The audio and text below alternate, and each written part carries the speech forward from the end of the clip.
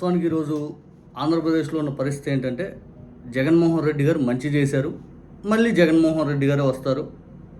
మొన్నటి ఎన్నికల్లాగా ఈసారి ఎప్పటికీ అలా జరగకపోదు. మొన్న కులం తీసుకొచ్చారు, మతం తీసుకొచ్చారు, ప్రాంతం తీసుకొచ్చారు. ఇక సొంత కుటుంబంలో జగన్ గారిని పూర్తిగా ద్వేషించేలాగా కొంతమందిని తయారు చేసేసారు. ఎట్లా పడితే అట్లా జగన్ గారిని వ్యక్తిగతంగా టార్గెట్ చేశారు. ఆయన పరిపాలన పైన చర్చ అనేది జరగనేలా. ఇప్పుడు మొత్తం మారిపోయింది. ఎందుకంటే జగన్ గారి పరిపాలన పైన ఈరోజు రాష్ట్రంలో ప్రతి ఒక్కరు మాట్లాడుతూ ఉన్నారు. ఎలా అంటే జగన్ గారు ఉన్నప్పుడు సచివాలయాలు జగన్ గారు ఉన్నప్పుడు అద్భుతంగా పనిచేశాయి. జగన్ గారు ఉన్నప్పుడు పథకాలు టంచనగా ఇదిగో పలానా డేట్కి ఇస్తామంటే పలానా డేట్కి ఇచ్చేవాళ్ళు. జగన్ గారు ఉన్నప్పుడు విద్యా వ్యవస్థ ఎలా పనిచేసింది, వైద్య వ్యవస్థ ఎలా పనిచేసింది, అభివృద్ధి పదంలో ఏ విధంగా మనం ముందుకెళ్ళాము, చివరికి శాశ్వతమైన సమస్యలకు కూడా ఆయన పరిష్కారం దిశగా అడుగులు ముందేశాడు. పోర్టుల సంగతి ఏంటి అని ప్రతిదీ ఈరోజు మాట్లాడుతూ ఉన్నారు. ప్రతిదీ మెడికల్ కాలేజీకి సంబంధించిన అంశం ఏంటి, అసలు ఒక బిడ్డని తండ్రి జాగాడు. చంద్రబాబు నాయుడు గారు, పవన్ కళ్యాణ్ గారు వీళ్ళు ఇంకా ఆటలు సాగమని చెప్పి కులం, మతం, ప్రాంతం ఇంకా అన్నింటినీ రెచ్చగొట్టి పెట్టారు. ఈరోజు జనాలకు వెంటనే వాళ్ళకి కళ్ళకు గప్పిన ఏదైతే ఆ పొరంతా పోవడంతో ఈరోజు నిజం గ్రహిస్తూ ఉన్నారు. అందుకే ఈరోజు ఆంధ్రజ్యోతి కూడా ఒక కథనం ప్రచురణ చేసింది. ఒక రకంగా కూటమి నేతలు మొన్నంతా భేటీ అయ్యారంట. ఆ భేటీ సందర్భంగా వాళ్ళకు వచ్చిన చర్చలో సందర్భంగా వాళ్ళ భాగం ఏంటంటే జగన్ గారు పుంజుకుంటున్నారంట. చాలా చోట్ల కూటమి గడ్డుకాలాన్ని ఎదుర్కొంటుంది. మరీ ముఖ్యంగా ఉత్తరాంధ్ర, శ్రీకాకుళం, విజయనగరం, ఆ తర్వాత రాయలసీమ ప్రాంతం, ఇటువంటి వాటిల్లో కూటమికి అయితే గడ్డు పరిస్థితి కనపడతా ఉంది అని చెప్పి స్వయంగా కూటమి నేతల భేటీ సందర్భంగా వాళ్ళే మాట్లాడుకున్నారంట. ఇది ఎవరో కాదు రాసింది, అచ్చంగా రిపోర్ట్తో సహా వీళ్ళే రిపోర్టింగ్ చేశారు. ఆంధ్రజ్యోతి అనేది వాళ్ళ పాంప్లెట్ పేపర్. ఆంధ్రజ్యోతి అనేది తెలుగుదేశం పార్టీకి పాంప్లెట్ పేపర్. తెలుగుదేశం ప్రభుత్వం పైన ఇంకా ఏ విధంగా మద్దతు తెలిపారు. చంద్రబాబు నాయుడు గారు ఎటువంటి నిర్ణయం తీసుకున్నాం ఫస్ట్ ఆఫ్ ఆల్ భజన చేసేది వీళ్ళే. అటువంటి భజన్ ఛానల్లో కూడా గడ్డు కాలం నడుస్తుంది కూటమికి అని చెప్పి స్వయంగా ఆ నేతలే భయపడుతున్నారు, ఆందోళన చెందుతున్నారు అని చెప్పి బయటపెట్టిందంటే ఇది ఒక రకంగా కూటమి ప్రభుత్వం ఏ రకంగా ఈసారి గెలవడం కష్టం అనేది వాళ్ళకి ఆలోచన వచ్చేసింది. ఒకసారి ఆ ఆడియో వినండి. కూటమి పార్టీల నేతల్లో ఏదో తెలియని భయం కనిపిస్తోంది. వైసీపీ పుంజుకుంటుందనే భావం బలపడుతోంది. టీడీపీ, జనసేన, బీజేపీ నేతల్లో ఇదే అలజడికి కారణమవుతోంది. రాష్ట్రాన్ని అభివృద్ధి చేస్తూ సంక్షేమ పథకాన్ని అమలు చేస్తున్న క్రమంలో ఈయనగాచి నక్కలపాలు చేస్తే అంతకంటే ఘోరమైన తప్పు మరొకటి ఉండదనే టెన్షన్. ఈ వ్యతిరేకత గురించి మాట్లాడుతున్న సందర్భంలో కూడా సంక్షేమ పథకాలు అమలు చేస్తున్నారంట, సూపర్ 6 అద్భుతంగా పనిచేస్తుందంట, ఇచ్చిన మాట కట్టుబడేలాగా వెళ్ళిపోతున్నారంట. ఎక్కడ వెళ్ళిపోయారో తెలియదు, ఎక్కడ అమలు చేశారో తెలియదు. సంక్షేమం అద్భుతం అనేది ఎక్కడ మరి వీళ్ళ ఆంధ్రజ్యోతి పేపర్లో కనపడింది. ఇంక ఈ మాట మాట్లాడి నెక్స్ట్ వెంటనే చూడండి. కూటమి నేతల్లో ఉందనే మాట వినిపిస్తోంది. ఎన్డీఏ కోఆర్డినేషన్ కమిటీ మీటింగ్ లో ఇలాంటి అంశాలే చర్చకొచ్చాయంటే ఎక్కడో తేడా కొడుతుందనే విషయం అర్థమవుతోంది. చాలా కాలం తర్వాత ఏపీ కూటమి పార్టీల సమన్వయ కమిటీ సమావేశం జరిగింది.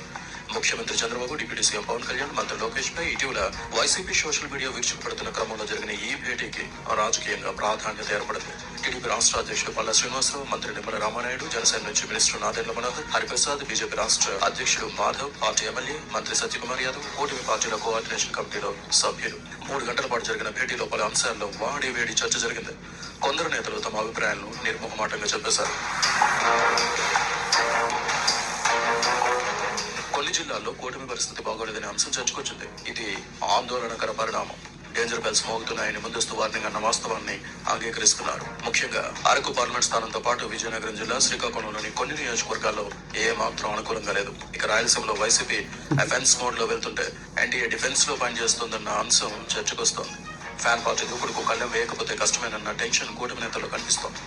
వైసీపీ నేతలు చేస్తున్న ఆరోపణలు, విమర్శలకు కనీసం కౌంటర్ ఇవ్వలేని దుస్థితిలో ఉండడం ఏంటన్న అంశం ప్రస్తావనకు వచ్చింది.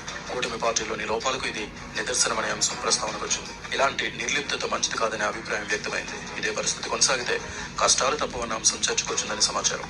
ఈ విషయాలపై అందరూ ఆత్మ పరిశీలన చేసుకోవాలన్న నిర్ణయానికి వచ్చారు.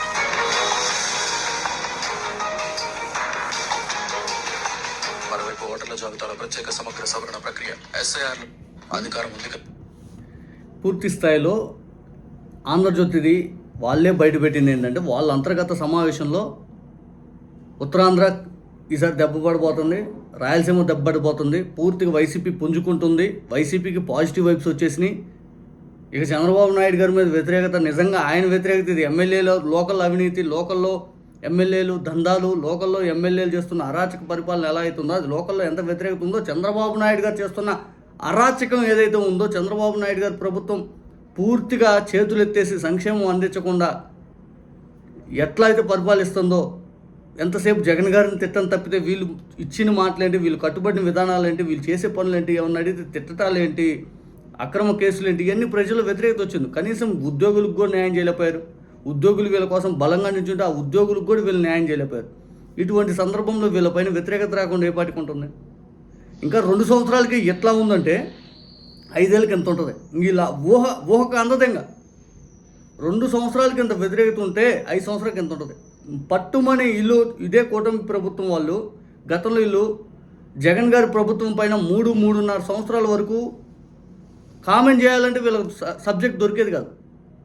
అంత బాగా పరిపాలన చేశారు. ఆ తర్వాత ఇంకా దొరకదు, ఇంకా మనం ఎట్లయినా జగన్ గారిని దించాలని చెప్పి దుష్ప్రచారం మొదలుపెట్టారు. 14 లక్షల కోట్లు, శ్రీలంక అయిపోయింది, తల్లి చెల్లి అని కాసేపు, బాబాయ్ అని చెప్పి ఇంకాసేపు, అసలు రాష్ట్రం కంపెనీలను తరిమేశారని కాసేపు, అసలు ఆయన్ని ఎలా కావాలంటే అలా దెబ్బ కొట్టాలని చూశారు. అంత అసత్యమైన ప్రచారం. ఒక్కటంటే ఒక్కటి కూడా ఈరోజు నిరూపించలేకపోయారు. ఒక్కటంటే ఒక్కటి కూడా నిజం లేదు. ఒక్క ఆరోపణ కూడా నిజం లేదు. ఇది జనాలకు అర్థమైంది కాబట్టే వీళ్ళంతా అబద్ధాలు, అసత్యాలు, కులాలు, మతాలు, ప్రాంతాలను వేరుగా చేసి వాళ్ళని రెచ్చగొట్టి అంతిమంగా వీళ్ళు పబ్బం గడుపుకున్నారు. కరోనా లాంటి విపత్తుకర పరిస్థితులు కూడా జగన్ గారు బాగా చేశారు. వీళ్ళు కరోనా లాంటి విపత్తుకర పరిస్థితి లేదు, కేంద్రంలో వీళ్ళ ప్రభుత్వం ఉంది, వీళ్ళ భాగస్వామ్యంతో నడిచే ప్రభుత్వంలో కూడా వీళ్ళు దారుణమైన పనులు చేస్తూ రాష్ట్రంలో ఈరోజు ఇంత ఇబ్బందులు పాలు అవ్వడానికి కారణం ఈ కూటమి ప్రభుత్వం ఏదైతే చెప్పిన మాటలు వీళ్ళు అమలు చెప్పడానికి పూర్తిగా జనాలు అయితే మాత్రం అసహించుకునే స్టేజ్కి వచ్చేసారు.